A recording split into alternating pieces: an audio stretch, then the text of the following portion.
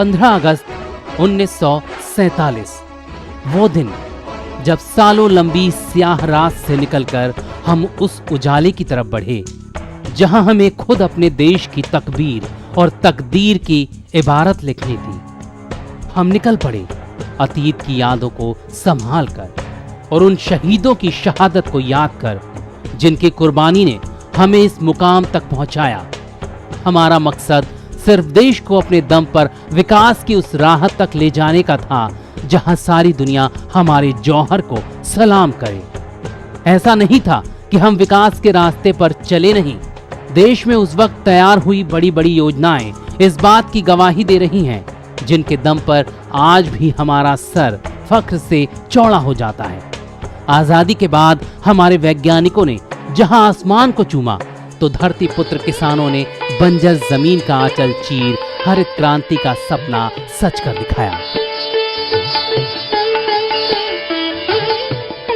इन सब के बीच हम उन महान शहीदों के सपने से दूर होते गए जिसमें एक ऐसे आजाद भारत की सोच थी जहां खुशहाली ही खुशहाली हो, अमन चैन का भरोसा हो, आत्मनिर्भरता की गारंटी हो, सुकून की नींद हो और कोई भूखे पेट ना सोता हो।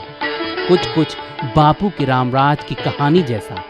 ऐसे में अब ये सवाल खड़ा हुआ कि क्या हम अपनी आजादी के मायने भूल गए?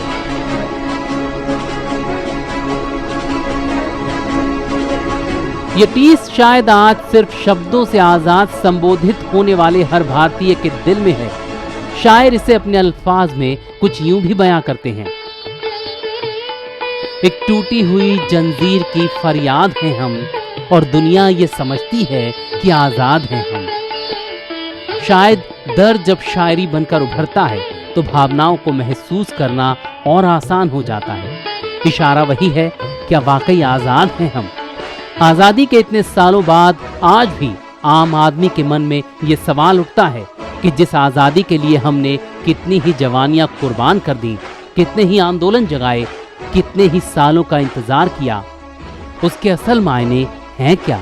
एक तरफ सरकार आम लोगों को अपनी योजनाओं में भोजन और रोजगार की गारंटी दे रही है, तो दूसरी तरफ देश के कई इलाकों में 2 वक्त की रोटी की लड़ाई में जिंदगी बसर हो रही है और फिर भी वो नसीब नहीं होती। अगर किसी देश में कोई सिर्फ इसलिए जिंदा न रह पाए कि उसकी भूख न मिट सकी तो उस आजादी को क्या कहेंगे? अगर किसी देश का किसान आत्महत्या करने पर मजबूर हो तो उस आजादी को क्या कहेंगे?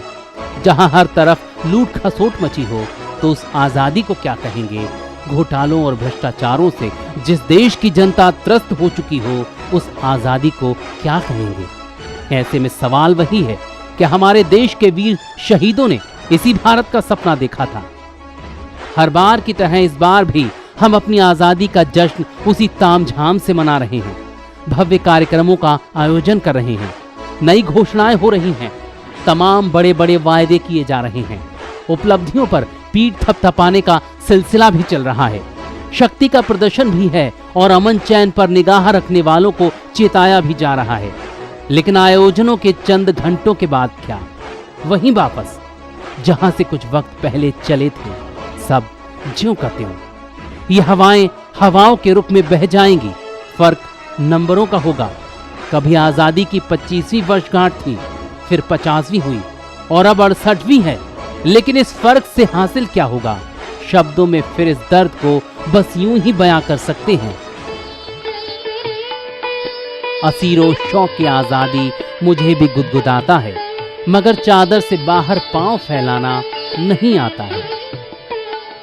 विनम्र कौशल के साथ पंकज भारद्वाज, सिटी दिल्ली।